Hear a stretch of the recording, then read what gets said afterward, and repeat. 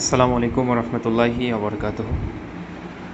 সম্মানিত সুধী, আজকে আমরা এসেছি মানুষের জন্য যুব সংগঠনের পক্ষ থেকে এক অসহায় দিনী বোনেকে কিছু বাজার করে দেওয়ার জন্য।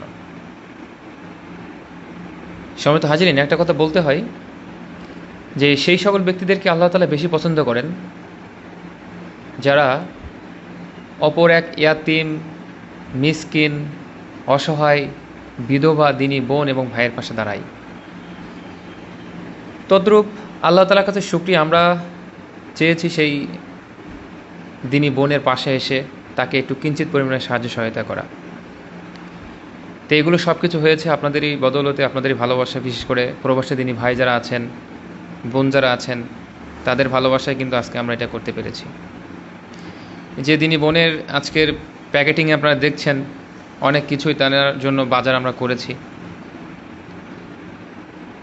আমরা তার জন্য 5 কেজি চাউল, 1 কেজি পেঁয়াজ, 1 কেজি আলু, 2টি সাবান, একটা হুইল পাউডার, কিশমিশ, বাদাম, তারপর হচ্ছে আপনার তেল, তারপরে রসুন, জিরা, গুঁড়া ঝাল, হলুদ, আমরা লাচ্চা, নুডলস, ডিম, তারপরে আমরা দিয়েছি হচ্ছে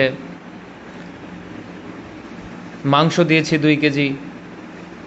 তো ওভারঅল হচ্ছে যে আল্লাহ তাআলার কাছে শুকরিয়া, আমরা এই মূল প্যাকেজিংয়ে এই বাজারগুলো আমরা করেছি।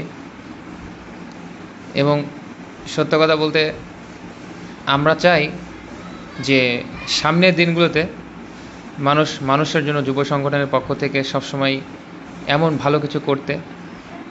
আল্লাহ তাআলা যেন সেই তৌফিক আমাদেরকে ইনায়েত করেন।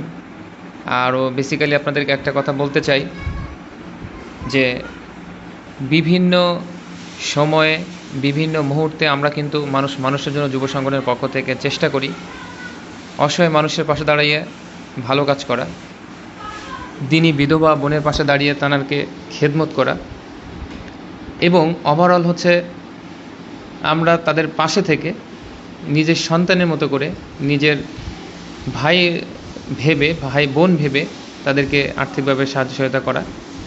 তো আশা করি আপনারা আমাদের সাথে থাকবেন,